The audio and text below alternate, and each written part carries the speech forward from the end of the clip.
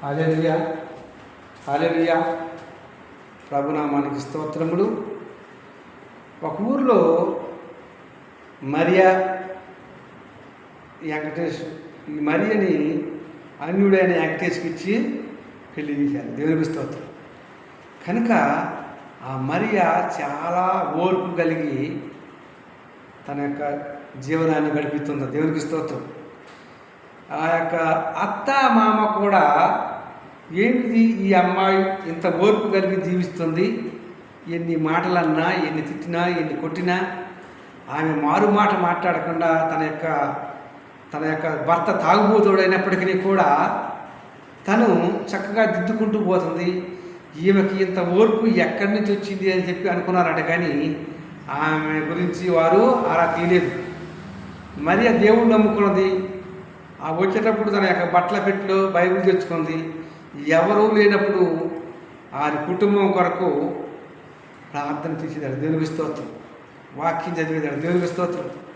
కనుక ఇలా జరుగుతున్న తర్వాత ఒక సంవత్సరం అయిన తర్వాత వాళ్ళ యొక్క మామగారికి అనారోగ్యం వచ్చింది.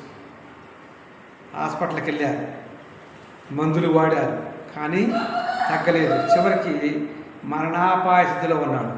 అప్పుడు అంటుంది, అత్తగారి దగ్గరకు వచ్చి ఆ మరి అంటుంది, కోడలు అంటుంది, అత్తయ్య గారు చివరిసారిగా ఆ యొక్క మన మామయ్య గారికి ప్రార్థన చేపిద్దాము, ఈ ఊరి చివరు ఉన్న పాస్టర్ గారి దగ్గరికి వెళ్ళి ఆయన పిలుచుకొచ్చి ప్రార్థన చేపిద్దామంటే అని అన్నదట.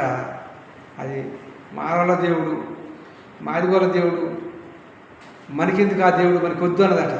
కాదమ్మ అత్తయ్య, ఒక్కసారి చూద్దాము, చివరిసారికి వచ్చింది కదా, చివరి ప్రాణానికి వచ్చింది కదా, ఒకవేళ బ్రతికితే దేవుడు గణపరచచ్చు, లేకపోతే వదిలేద్దాం అన్నప్పుడు, సరే ఇంతగా చెప్తున్నావు కాబట్టి అని చెప్పి ఇద్దరు అత్త కోళ్ళ కలిసి ఆ ఊరి చివరున్న పాస్టర్ గారి దగ్గరికి వెళ్ళి తీసుకొచ్చి ప్రార్థన చేసి తర్వాత రెండో రోజుకి తగ్గిందట. దేవునికి స్తోత్రం.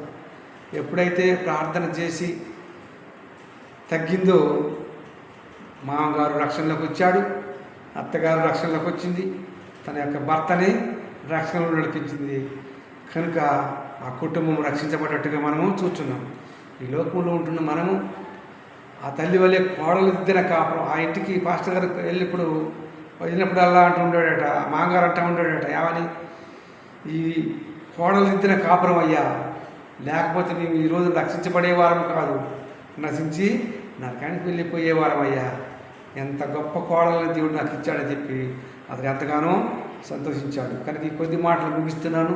క్రిస్టఫర్ 810 ఛానల్ సబ్స్క్రైబ్ చేసుకోండి. అనేక మంది షేర్ చేయవలసిందిగా కోరుచున్నాను.